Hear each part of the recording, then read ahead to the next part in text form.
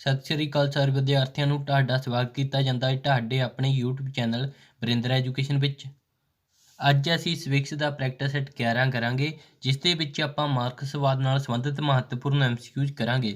ਤਾਂ ਬਿਨਾਂ time waste ਕੀਤੇ ਆਪਾਂ ਜਿਹੜੀ ਵੀਡੀਓ ਸ਼ੁਰੂ ਕਰਦੇ ਹਾਂ। ਪਹਿਲਾ ਆਪਣੇ ਕੋਲ MCQs ਹੈਗਾ, ਮਾਰਕਸਵਾਦ ਦਾ ਪਿਤਾ ਕਿਸ ਨੂੰ ਕਿਹਾ ਜਾਂਦਾ ਹੈ।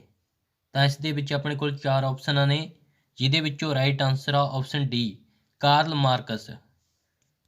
ਕਾਰਲ ਮਾਰਕਸ ਇੱਕ ਮਹਾਨ ਫਿਲਾਸਫਰ ਸੀ। ਉਸਦੇ ਅਤੇ ਉਸਦੇ ਦੋਸਤ ਫੈਡਰਿਕ ਐਂਜਲਸ ਦੇ ਸਾਂਝੇ ਵਿਚਾਰਾਂ ਨੂੰ ਮਾਰਕਸਵਾਦ ਕਿਹਾ ਜਾਂਦਾ ਗਾ। ਇਹ ਵੀ ਤੁਸੀਂ ਧਿਆਨ ਦੇ ਵਿੱਚ ਰੱਖਣਾ। ਦੂਸਰਾ MCQs, ਕਾਰਲ ਮਾਰਕਸ ਦਾ ਜਨਮ ਕਿਦੋਂ ਹੋਇਆ ਸੀ। ਤਾਂ ਇਸ ਦਾ ਰਾਈਟ ਆਨਸਰ ਆ ਆਪਸ਼ਨ ਬੀ, 5 ਮਈ 1818 ਈਸਵੀ ਦੇ ਵਿੱਚ। ਕਾਰਲ ਮਾਰਕਸ ਦਾ ਜਿਹੜਾ ਜਨਮ ਸੀ ਉਹ 5 ਮਈ 1818 ਈਸਵੀ ਦੇ ਵਿੱਚ ਪਰਸੀਆ ਦੇ ਵਿੱਚ ਹੋਇਆ ਸੀ। ਤੀਜਾ MCQs, ਕਾਰਲ ਮਾਰਕਸ ਦਾ ਪੂਰਾ ਨਾਂ ਕੀ ਸੀ।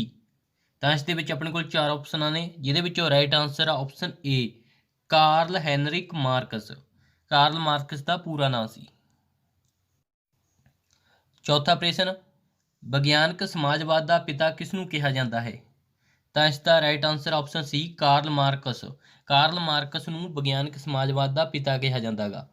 ਕਾਰਲ ਮਾਰਕਸ ਤੋਂ ਪਹਿਲਾਂ ਵੀ ਸਮਾਜਵਾਦੀ ਵਿਵਸਥਾ ਸੰਬੰਧੀ ਪਲੈਟੋ, ਸੇਂਟ ਸਾਈਮਨ ਵਰਗੇ ਵਿਦਵਾਨਾਂ ਨੇ ਆਪਣੇ ਵਿਚਾਰ ਪੇਸ਼ ਕੀਤੇ ਸੀ, ਪਰ ਜਿਹੜੇ ਉਹ ਵਿਚਾਰ ਸੀ ਉਹ ਕਲਪਨਾ 'ਤੇ ਆਧਾਰਿਤ ਸੀ। ਕਾਰਲ ਮਾਰਕਸ ਅਜਿਹਾ ਪਹਿਲਾ ਵਿਅਕਤੀ ਸੀ ਜਿਹਨੇ ਸਮਾਜਵਾਦ ਨੂੰ ਵਿਗਿਆਨਕ ਰੂਪ ਦਿੱਤਾ ਸੀ।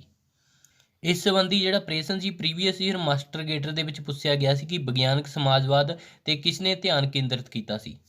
ਤਾਂ ਇਸ ਦਾ right answer option C, Karl Marx ਨੇ। ਇਸ ਤਰ੍ਹਾਂ ਜਿਹੜਾ ਇਹ ਪ੍ਰਸ਼ਨ ਸੀ ਘੁਮਾ ਕੇ ਪੁੱਛਿਆ ਗਿਆ ਸੀ। ਪੰਜਵਾਂ MCQs, ਕਾਰਲ ਮਾਰਕਸ ਦੇ ਸਹਿਯੋਗੀ ਦਾ ਕੀ ਨਾਂ ਸੀ। ਤਾਂ ਇਸ ਦਾ ਰਾਈਟ ਆਨਸਰ ਆ ਆਪਸ਼ਨ ਏ, ਫੈਡਰਿਕ ਐਂਜਲਸ, ਜਿਹੜਾ ਕਿ ਮੈਂ ਤੁਹਾਨੂੰ ਪਹਿਲਾਂ ਹੀ ਦੱਸ ਚੁੱਕਿਆ। ਜਿਹੜਾ ਇਹ ਪ੍ਰਸ਼ਨ ਸੀ ਇਹ ਵੀ ਪ੍ਰੀਵੀਅਸ ਈਅਰ ਪੇਪਰ ਦੇ ਵਿੱਚ ਪੁੱਛਿਆ ਗਿਆ ਸੀ ਕਿ ਕਾਰਲ ਮਾਰਕਸ ਦੇ ਕਰੀਬੀ ਸਹਿਯੋਗੀ ਕੌਣ ਸੀ।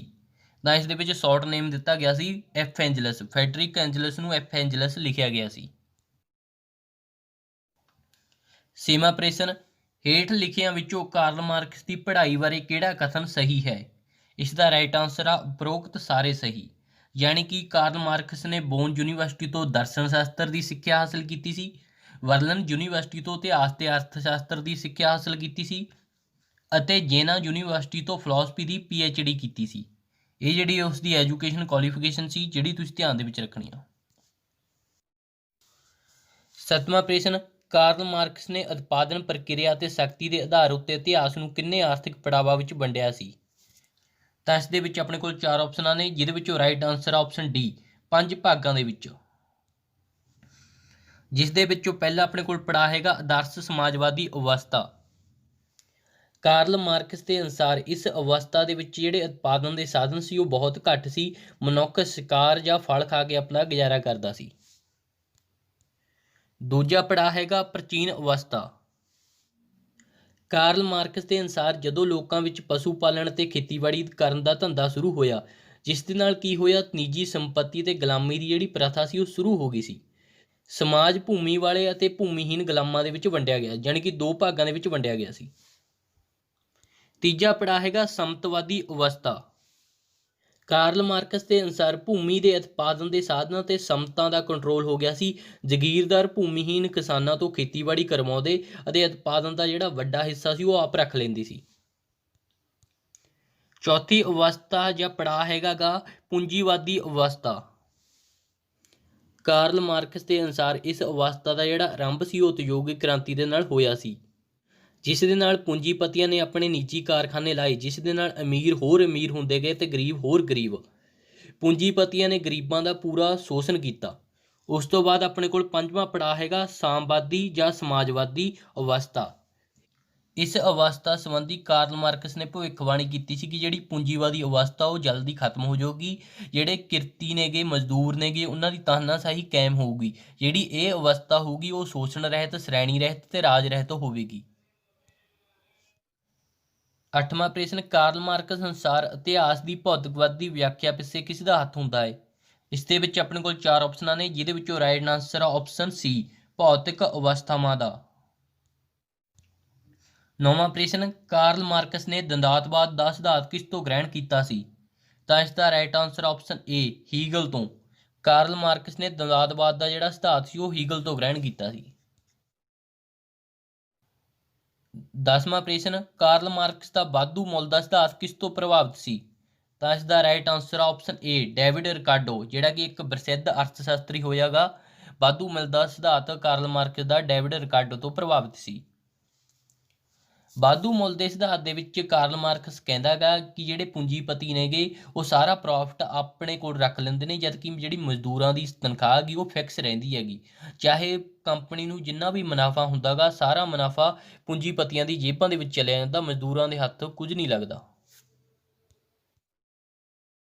11ਵਾਂ ਪ੍ਰਸ਼ਨ, ਇਹ ਕਥਨ ਕਿਸ ਦਾ ਹੈ? ਸਾਰੇ ਦੁਨੀਆ ਦੇ ਮਜ਼ਦੂਰ ਇੱਕ ਹੋ ਜਾਵੋ।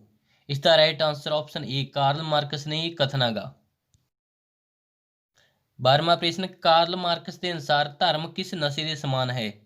ਇਸ ਦੇ ਵਿੱਚ ਆਪਣੇ ਕੋਲ 4 ਆਪਸ਼ਨਾਂ ਨੇ, ਜਿਹਦੇ ਵਿੱਚੋਂ ਰਾਈਟ ਆਨਸਰ ਆਪਸ਼ਨ ਬੀ।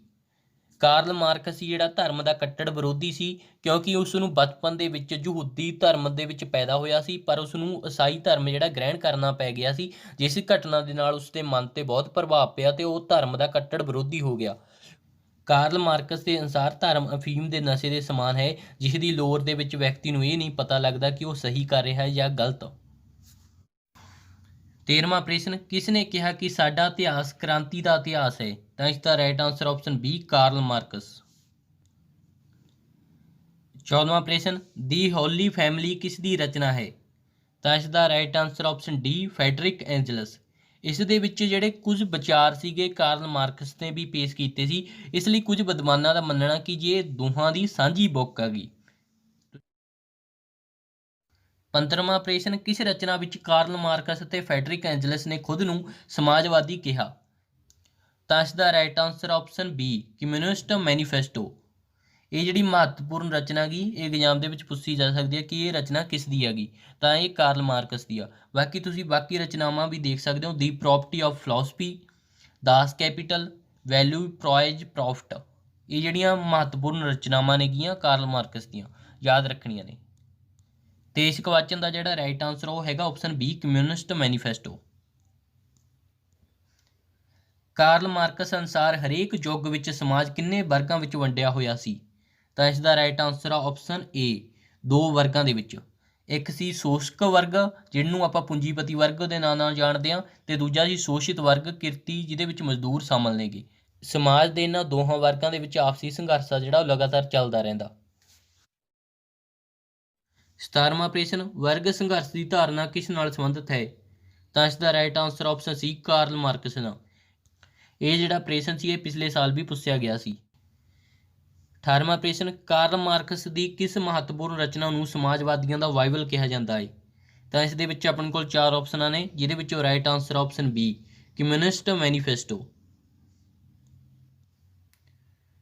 19ਵਾਂ ਪ੍ਰਸ਼ਨ, ਕਿਸ ਨੇ ਕਮਿਊਨਿਸਟ ਮੈਨੀਫੈਸਟੋ ਨੂੰ ਬਾਈਬਲ ਜਾਂ ਕੁਰਾਨ ਦੀ ਤਰ੍ਹਾਂ ਪਵਿੱਤਰ ਕਿਹਾ?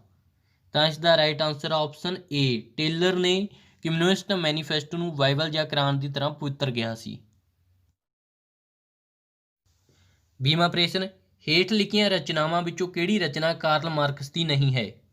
ਤਾਂ ਪਹਿਲਾਂ ਮੈਂ ਤੁਹਾਨੂੰ ਰਚਨਾਵਾਂ ਸੀ ਜਿਹੜੀਆਂ ਯਾਦ ਕਰਵਾਈਆਂ ਸੀ, ਤੁਸੀਂ ਇਹਨਾਂ ਦੇ ਵਿੱਚੋਂ ਦੱਸਣਾ ਕਿ ਕਿਹੜੀ ਰਚਨਾ ਕਾਰਲ ਮਾਰਕਸ ਦੀ ਨਹੀਂ ਹੈ। ਤਾਂ ਇਸ ਦਾ ਰਾਈਟ ਆਨਸਰ ਆਪਸ਼ਨ ਡੀ, ਰਾਜਨੀਤਿਕ ਪ੍ਰਣਾਲੀ। ਇਹ ਜਿਹੜੀ ਰਚਨਾ ਗੀ ਇਹ ਕਾਰਲ ਮਾਰਕਸ ਦੀ ਰਚਨਾ ਨਹੀਂ ਹੈ। 21ਵਾਂ ਪ੍ਰਸ਼ਨ, ਕਾਰਲ ਮਾਰਕਸ ਦੀ ਕਿਸ ਰਚਨਾ ਦੇ ਆਰੰਭ ਵਿੱਚ ਕਿਹਾ ਗਿਆ ਕਿ ਮਨੁੱਖ ਇਤਿਹਾਸ ਦਾ ਅੱਜ ਤੱਕ ਦਾ ਇਤਿਹਾਸ ਵਰਗ ਸੰਘਰਸ਼ ਦਾ ਇਤਿਹਾਸ ਰਿਹਾ ਹੈ? ਤਾਂ ਇਸ ਦਾ right answer option B, communist manifesto ਦੇ ਵਿੱਚ ਹੀ ਇਹ ਗੱਲ ਆ ਜਿਹੜੀ ਕਹੀ ਗਈ ਆ। 22ਵਾਂ ਪ੍ਰਸ਼ਨ, ਕਿਹੜਾ ਸਿਧਾਂਤ ਮਾਰਕਸਵਾਦ ਨਾਲ ਸੰਬੰਧਿਤ ਨਹੀਂ ਹੈ? ਇਹਦੇ ਵਿੱਚ ਆਪਾਂ ਆਪਸ਼ਨਾਂ ਦੇਖ ਲੈਂਦੇ ਹਾਂ। ਵਰਗ ਸੰਘਰਸ਼ ਦਾ ਜਿਹੜਾ ਸਿਧਾਂਤ ਉਹ ਮਾਰਕਸਵਾਦ ਨਾਲ ਸੰਬੰਧਿਤ ਹੈਗਾ। ਕਿਰਤ ਅਤੇ ਵਾਧੂ ਮੁੱਲ ਦਾ ਸਿਧਾਂਤ ਵੀ ਮਾਰਕਸਵਾਦ ਨਾਲ ਸੰਬੰਧਿਤ ਆ। ਇਤਿਹਾਸ ਦੀ ਭੌਤਿਕਵਾਦ ਦੀ ਵਿਆਖਿਆ ਸੀ ਜਿਹੜੀ ਉਹ ਵੀ ਮਾਰਕਸਵਾਦ ਨਾਲ ਸੰਬੰਧਿਤ ਆ। ਪਰ ਜਿਹੜਾ ਰਾਜ ਇੱਕ ਜ਼ਰੂਰੀ ਬੁਰਾਈ ਹੈ, ਇਹ ਜਿਹੜੀ ਧਾਰਾ ਗੀ ਜਾਂ ਸਿਧਾਂਤ ਹੈਗਾ ਇਹ ਉਦਾਰਵਾਦ ਨਾਲ ਸੰਬੰਧਿਤ ਆ, ਮਾਰਕਸਵਾਦ ਨਾਲ ਨਹੀਂ।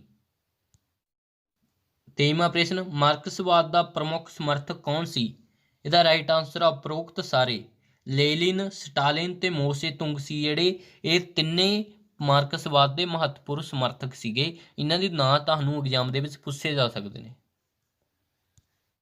24ਵਾਂ ਪ੍ਰਸ਼ਨ, ਹੇਠ ਲਿਖਿਆਂ ਵਿੱਚੋਂ ਕਿਹੜਾ ਵਿਗਿਆਨਕ ਸਮਾਜਵਾਦੀ ਸੀ? ਤਾਂ ਇਸ ਦੇ ਵਿੱਚ ਆਪਣੇ ਕੋਲ 4 ਆਪਸ਼ਨਾਂ ਨੇ, ਜਿਹਦੇ ਵਿੱਚੋਂ right answer option B Karl Marx, ਜਿਹੜਾ ਕਿ ਪਹਿਲਾ ਵਿਗਿਆਨਕ ਸਮਾਜਵਾਦੀ ਸੀ। 25ਵਾਂ ਪ੍ਰਸ਼ਨ, ਮਾਰਕਸਵਾਦ ਦਾ ਕੌਣ ਪ੍ਰਮੁੱਖ ਆਲੋਚਕ ਨਹੀਂ ਹੈ? ਤਾਂ ਇਸ ਦਾ ਰਾਈਟ ਆਨਸਰ ਆਪਸ਼ਨ ਡੀ ਲੈਲਿਨ, ਤੇ ਬਾਕੀ ਮੈਕਾਈਵਰ, ਰਸਲ ਤੇ ਹਾਬਹੌਸ ਨੇ ਜਿਹੜੇ ਪ੍ਰਮੁੱਖ ਆਲੋਚਕ ਨੇ ਮਾਰਕਸਵਾਦ ਦੇ। ਇਹ ਤੁਸੀਂ ਧਿਆਨ ਦੇ ਵਿੱਚ ਰੱਖਣੇ ਨੇ। 26ਵਾਂ ਪ੍ਰਸ਼ਨ, ਕਾਰਲ ਮਾਰਕਸ ਦੀ ਮੌਤ ਕਿੱਥੇ ਹੋਈ ਸੀ?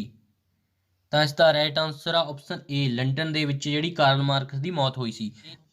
ਜਿਹੜੀ ਕਾਰਲ ਮਾਰਕਸ ਦੀ ਮੌਤ ਸੀ ਉਹ 14 ਮਾਰਚ 1883 ਈਸਵੀ ਦੇ ਵਿੱਚ ਹੋਈ ਸੀ। 27ਵਾਂ ਪ੍ਰਸ਼ਨ, ਮਾਰਕਸਵਾਦ ਦੀ ਆਲੋਚਨਾ ਦਾ ਮੁੱਖ ਕਾਰਨ ਕੀ ਸੀ? ਤਾਂ ਇਸ ਦਾ ਰਾਈਟ ਆਨਸਰ ਆਪਸ਼ਨ ਡੀ ਉਪਰੋਕਤ ਸਾਰੇ, ਯਾਨੀ ਕਿ ਜਿਹੜੀ ਕਾਰਲ ਮਾਰਕਸ ਨੇ ਇਤਿਹਾਸ ਦੀ ਇੱਕ ਪੱਖੀ ਵਿਆਖਿਆ ਕੀਤੀ ਸੀ, ਉਹਨੇ ਆਰਥਿਕ ਪੱਖ ਤੇ ਜ਼ਿਆਦਾ ਜ਼ੋਰ ਦਿੱਤਾ ਸੀ, ਜਦਕਿ ਇਤਿਹਾਸ ਉੱਤੇ ਰਾਜਨੀਤਿਕ ਅਤੇ ਸਮਾਜਿਕ ਪੱਖਾਂ ਦਾ ਪ੍ਰਭਾਵ ਵੀ ਜਿਹੜਾ ਪੈਂਦਾ ਗਾ। ਦੂਜੀ ਆਪਸ਼ਨ ਹੈਗੀ ਆ ਵਰਗ ਰਹਿਤ ਸਮਾਜ ਅਸੰਭਵ। ਕਾਰਲ ਮਾਰਕਸ ਨੇ ਭਵਿੱਖਬਾਣੀ ਕੀਤੀ ਸੀ ਕਿ ਇੱਕ ਦਿਨ ਜਿਹੜਾ ਸਮਾਜ ਹੈਗਾ ਉਹ ਵਰਗ ਰਹਿਤ ਹੋ ਜਾਊਗਾ, ਪਰ ਜਿਹੜੀ ਉਹਦੀ ਇਹ ਭਵਿੱਖਬਾਣੀ ਸੀ ਉਹ ਗਲਤ ਸਾਬਤ ਹੋਈ ਸੀ। ਜਿਹੜਾ ਵਰਗ ਰਹਿਤ ਸਮਾਜ ਹੈਗਾ ਵਿਦਵਾਨਾਂ ਦੇ ਅਨੁਸਾਰ ਉਹ ਅਸੰਭਵ ਹੈਗਾ। ਤੀਜੀ ਆਪਸ਼ਨ ਹੈਗੀ ਆ ਸਮਾਜ ਵਿੱਚ ਕੇਵਲ 2 ਵਰਗ। ਆਲੋਚਕਾਂ ਦਾ ਇਹ ਮੰਨਣਾ ਕਿ ਸਮਾਜ ਦੇ ਵਿੱਚ ਕੇਵਲ 2 ਹੀ ਵਰਗ ਨਹੀਂ ਹੁੰਦੇ, ਇੱਕ ਮੱਧ ਵਰਗ ਵੀ ਹੁੰਦਾ ਗਾ, ਜਿਸ ਨੂੰ ਕਾਰਲ ਮਾਰਕਸ ਨੇ ਅੱਖੋਂ ਓਹਲੇ ਕਰ ਦਿੱਤਾ। ਇਸ ਕਰਕੇ ਮਾਰਕਸਵਾਦ ਦੀ ਜਿਹੜੀ ਆਲੋਚਨਾ ਸੀ ਉਹ ਕੀਤੀ ਗਈ ਸੀ।